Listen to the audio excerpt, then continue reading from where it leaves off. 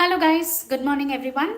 Happy Lori to everyone, happy Bogi. So Pongal festivals are around, Shankranti. So shall we start with the neuro-ophthalmology quiz questions discussion?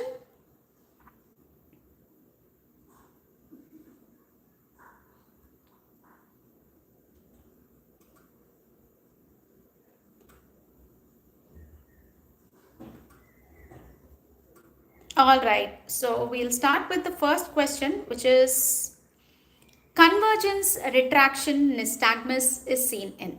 Convergence retraction nystagmus is seen in. So whenever there is a attempt to converge the eyes, there is a lid retraction and also there is a nystagmus. Good morning, Vinod. Good morning. So what is this? It's a typical finding of Parinaud's dorsal midbrain syndrome. Okay. So convergence retraction nystagmus is a classical finding of Parinaud's dorsal midbrain syndrome. Yes. See, Weber syndrome is where you'll have a third nerve palsy and opposite side hemiparesis. That is Weber syndrome. Internuclear ophthalmoplegia is where you will have an ipsilateral adduction deficit and a contralateral abducting nystagmus. So that is different. Webino syndrome is a bilateral internuclear ophthalmoplegia. So where do you have convergence retraction nystagmus? You have convergence retraction nystagmus in Parinaud's dorsal midbrain syndrome. Okay, next question is our favorite. Internuclear ophthalmoplegia, INO, is due to lesion of. What is the answer? Put it in the chat box. Where is the lesion in INO, internuclear ophthalmoplegia? Where is the lesion?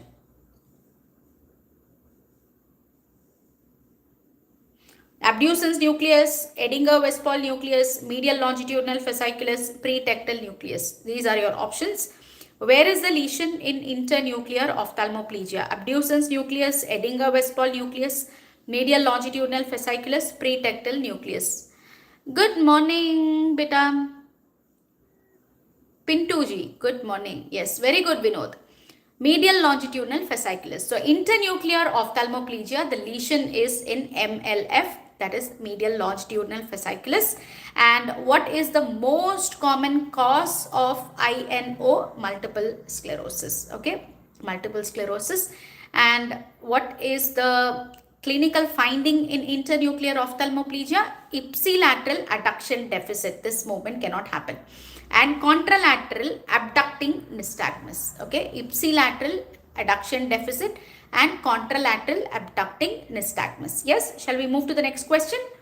Scanning of visual field. How do you assess or scan your visual field? That means your saccades. That is what we are talking about. Quick movement, saccades. So saccades are initiated in the frontal lobe. Okay, so scanning of visual field or saccades, frontal lobe. Is that clear? Scanning, like how you do the morning of the exam, no? 1000 pages we scan. So like that. So scanning of visual field, that is frontal lobe. Yes. All right. Very good. Very good. Excellent, Vinod. Yes, I remember you asked me something and I explained it to you with a primate monkey kind of example, no? Yeah, I remember. All right. Next question. All of the following are true regarding papilledema except. What is papilledema? See, first we have to find out the false statement. What is papilledema? See, the definition of papilledema has two components. First of all, bilateral disc edema. It should be both sides disc edema. And it is due to a raised intracranial pressure. Yes, papilledema should satisfy two criteria in the definition. One, it is a bilateral disc edema, and number two, it is due to increased ICT, intracranial tension. So what is a false statement? Option A, pupil is normal. Yes, absolutely. Pupillary fibers are absolutely normal in papilledema. Yes, so pupillary light reflex is normal. True. Cup is obliterated. Yes, the cup in the optic disc is filled. You can't see the depression in the optic disc. Cup is obliterated, which is true. Option C, consecutive optic atrophy may occur.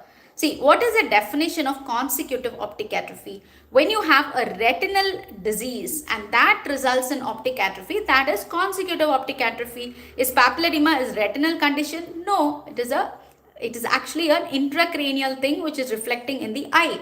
So this is secondary optic atrophy. This is not consecutive. So what is the definition of secondary optic atrophy? Secondary optic atrophy is that which occurs after a disc edema. So definition of papilledema is bilateral disc edema. So after papilledema, the optic atrophy that sets in would be secondary optic atrophy. Is that clear? Very good.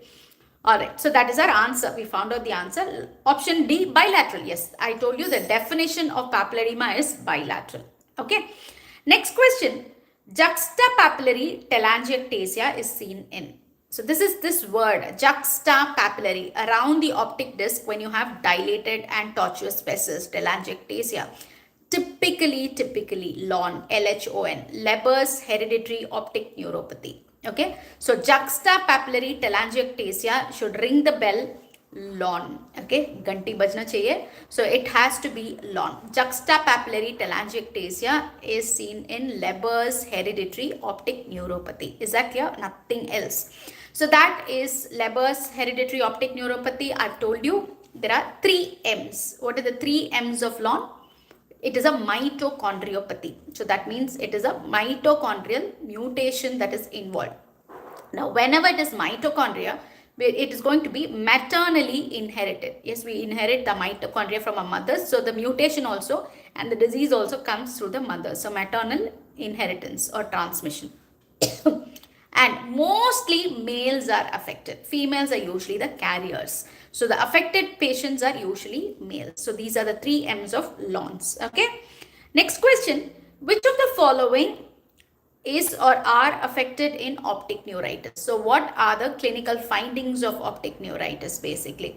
Color. Option A, visual acuity. Yes, vision drops, no, dramatically drops in optic neuritis. So yes, it is affected. So there is a profound decrease in vision. There is a progressive decrease in vision. It may be painless or painful depending on the subtype of optic neuritis. Yes, so that is happening. Color vision. See, whenever there is an optic nerve problem, there will be a red-green dyschromatopsia. Yes, so color vision is definitely affected, especially red. Earliest would be red. Affected is red. Contrast sensitivity. Yes, contrast sensitivity is very much affected in optic neuritis. In fact, it doesn't even recover well. Even visual acuity will recover, but contrast sensitivity does not recover that much. Pupillary light reflex. Yes, that is why we get RAPD or Marcus gun pupil, no? Yes, so pupillary light reflex is also affected in optic neuritis. So 1, 2, 3 and 4 all are affected. Which are all affected? Visual acuity, color vision, then contrast sensitivity, pupillary light reflex. So that is why we've got Marcus gun pupil or relative afferent pupillary defect. So on that side, the pupil will pupil will constrict very sluggishly or sometimes not at all. Yes, so that is Marcus gun pupil. Yes. All right, next question. Pie on the floor visual field defect. So one pie means one quadrant. So quadrant anopia. Pie shaped visual field defect means quadrant anopia. And when I say pie on the floor is inferior quadrant anopia. Yes. So when will I have an inferior quadrant anopia? I've told you the superior fibers, retinal fibers serve the inferior field. Similarly, the inferior retina serves the retinal fibers serve the superior field. So if I have an inferior field defect, whether it is hemianopia or quadrant anopia, inferior means superior fibers. So superior fibers pass through my parietal lobe. So I should have lesion in the parietal lobe to have pie on the floor visual field defect. Yes, an inferior quadrant anopia. It would be typically a contralateral homonymous inferior quadrant anopia. Is that clear? Parietal lobe, the optic radiations fibers that pass through the parietal lobe are called as Baum's loop. Okay, Baum's loop. And when they are affected, you get a pie on the floor visual field defect.